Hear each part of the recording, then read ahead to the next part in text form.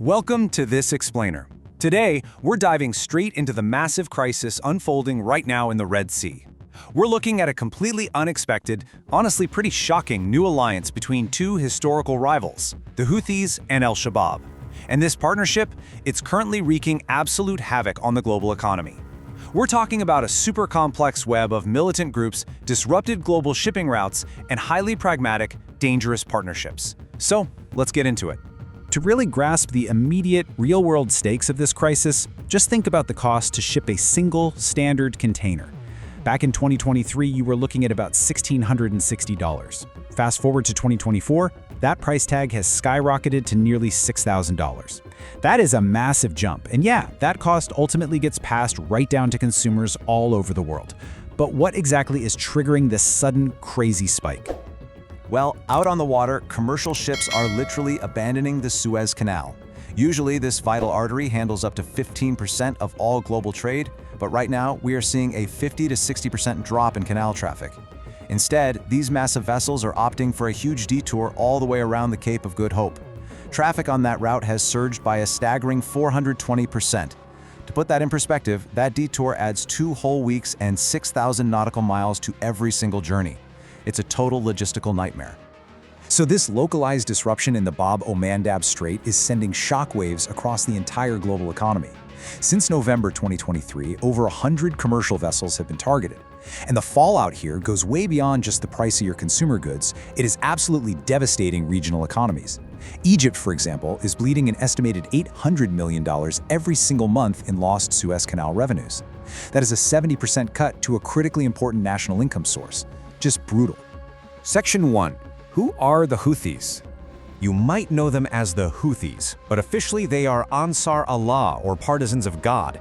Basically, this is a Zaidi Shiite movement that popped up in northern Yemen, heavily influenced by their founder, Hussein al-Houthi. Their main goal? Establishing a conservative Islamic government in Yemen. They hold fiercely anti-American and anti-Israeli stances, and crucially for our story here, they maintain a very close strategic alignment with Iran. Now, over the last few decades, they've evolved from a local political group in the 1990s into a dominant military force. Tensions in the Sada region eventually boiled over into an insurgency in 2004. Then, the 2011 Arab Spring provided an opening. As Yemen's government fractured, the Houthis capitalized on the chaos and actually seized the capital city of Sana'a by 2014. This triggered a devastating ongoing civil war, which has left the Houthis in firm control of the northern third of the country. Section 2. An unlikely alliance.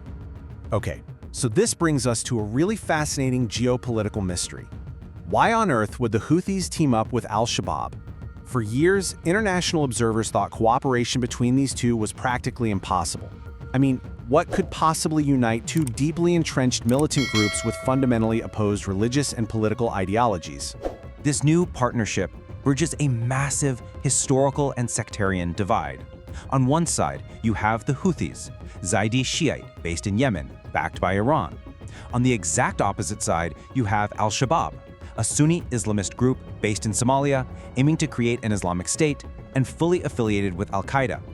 Historically, the Houthis have actively fought against Al-Qaeda affiliates in Yemen, and yet here we are, witnessing an incredibly dangerous, highly pragmatic alliance between them.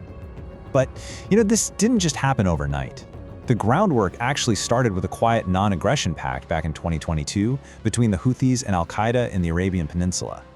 Then, following the outbreak of the Israel-Hamas conflict in October 2023, this pragmatic arrangement really deepened.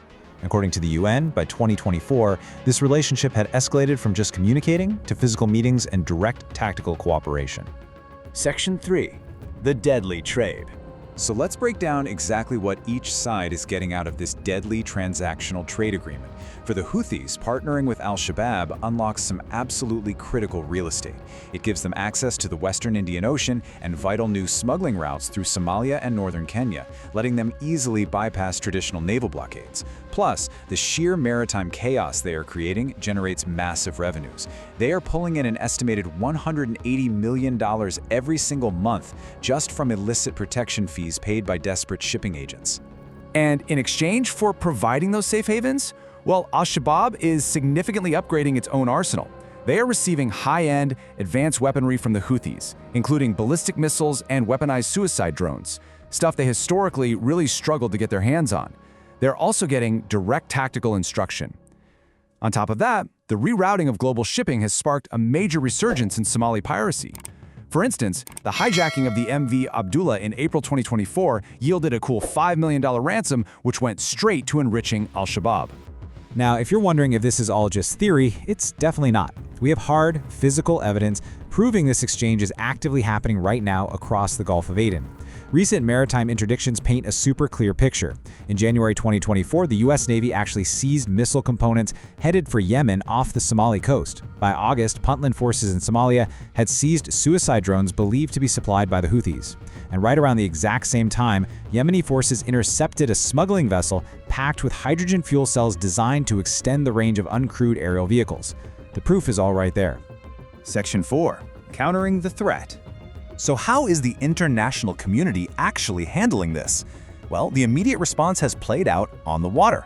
The United States and the European Union have launched major regional defensive naval missions, specifically Operation Prosperity Guardian, led by the US, and Operation Aspides, led by the EU. These naval forces are deployed right out there to intercept Houthi attacks, escort merchant vessels safely, and rescue any stricken ships trying to navigate the Red Sea. But as you might guess, just playing defense with naval escorts isn't quite enough. We are seeing a true multi-front response. The US and UK have mounted targeted airstrikes on Houthi positions inside Yemen. Over in Somalia, local authorities, like the Puntland Maritime Police Force, are working alongside international navies to aggressively disrupt these piracy networks. And diplomatically, the UN has just extended its sanctions regime against al-Shabaab into 2025 in a big attempt to choke off their finances.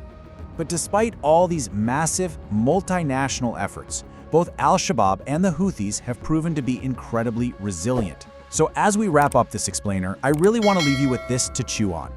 When you have militant groups generating hundreds of millions of dollars, deeply entrenched in the sovereign territories of Yemen and Somalia, and trading highly advanced weaponry across a completely chaotic waterway, will offshore naval defense and targeted strikes ever actually be enough? Or does solving this massive global economic crisis require fundamentally stabilizing the actual land borders that surround it? Thanks so much for joining me for this explainer, and I hope this gives you a much clearer picture of the complex dynamics at play right now in the Red Sea.